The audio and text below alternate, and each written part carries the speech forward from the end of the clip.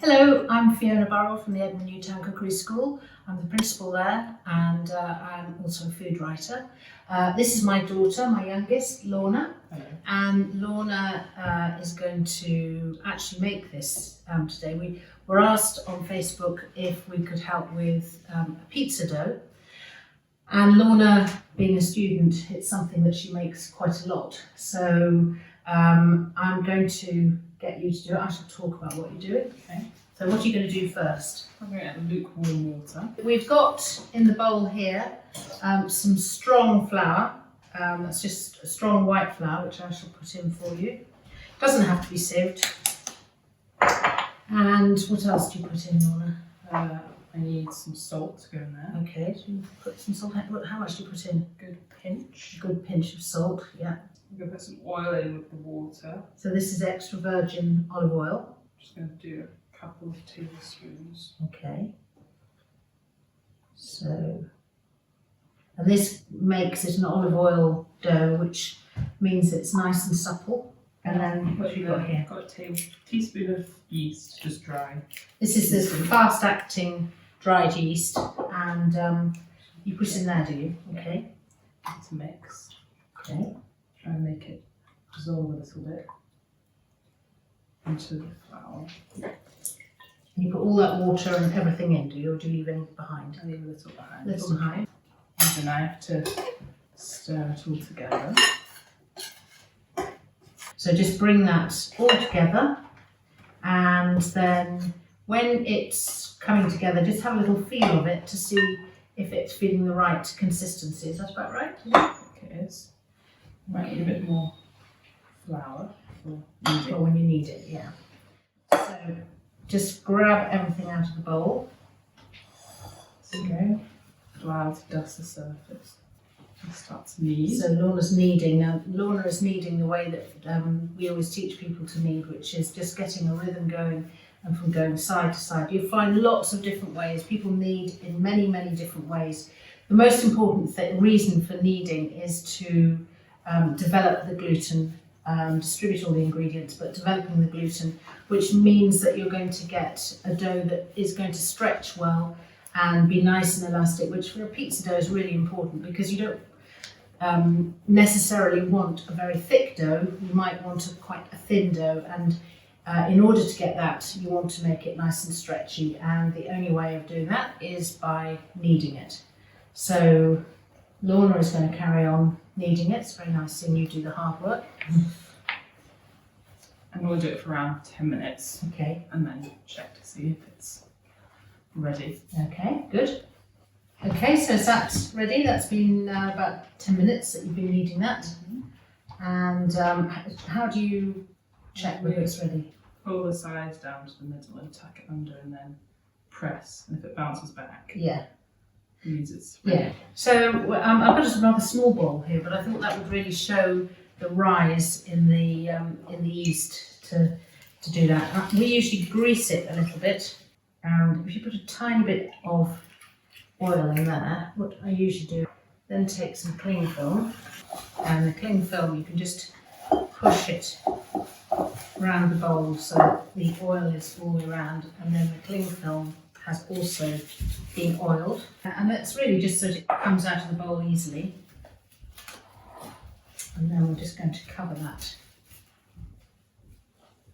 And probably about 40 minutes or so, just to let it rise. And put it somewhere that's warm but not too hot. So just in the kitchen is fine. It doesn't have to be next to the cooker. I wouldn't put it in an airing cupboard because it rises a bit too quickly. But give it about 40 minutes, and when it's risen, we'll show you what you do with it next. Lorna is going to get ready the dough. The dough is going to get ready for the pizza. It's really grown. Taking out all of the pizza dough, and it's really grown. Now, at this point, it's nice and elastic and easy to handle. What you have to be careful with is if you start to knead it at this point, then it becomes very elastic again. At this point, it's quite relaxed, so it will spread very easily. If you start to handle it and knead it and push it around, then it will tend to be difficult to deal with. So this dough we're not going to use today, so we're going to pop that, just knock it back down. I'm going to cover it with a cling film and we'll put it in the fridge and it will be happily overnight. Or you could, if you wanted to, make another pizza circle and freeze it and use it straight from the freezer. Okay, so what are you doing with this, Lorna? I'm going to roll it into a circle, hopefully. And we've got this, people have lots of different things for pizzas. If you've got a stone, that's great. Or just an ordinary baking tray will work. And we have this one which helps get the heat through. Move it and just stretch it the rest. Okay. So you can, once you've stretched it, you can then start to stretch it, and you want it quite thin. I'm just going to stretch it a little bit this way. Professional. Just take your hands and just let the weight go with you, and that just helps. And then, okay, so what else is going on this, Lorna? We'll have to put the sauce on. You like a margarita, don't you? Yeah. You're not Very plain. very plain. She loves pizzas, but doesn't like anything too dairy. And some have like salami on it as well. That's a departure. There we go. So it's slightly rustic, but that's perfect. So this is a sort of typical topping. Nowadays you get all sorts of different things, and actually it's really quite nice with a bechamel sauce instead of tomato sauce if you're not keen on tomatoes. So it's looking like that now. Cut up some mozzarella. Okay, that's good. Now this can go in the oven straight away if you wanted to, or you can just leave it to sit for about 5 minutes or so before it goes into the oven, just to let the dough rise again. So we'll put this in the oven in a minute. So if you have enjoyed the demonstration of making pizza dough, please make a comment or press the like button. If you're watching on YouTube, the recipe will be underneath. If it's on Facebook or Instagram, then well, certainly on Facebook there'll be a link. And otherwise you'll find it on our website as well, if you go to the recipe section.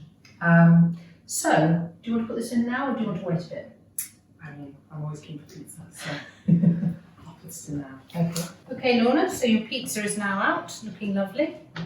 And do you want to try some? Yes, sure. So looks like nice and crisp. Very nice. Yeah.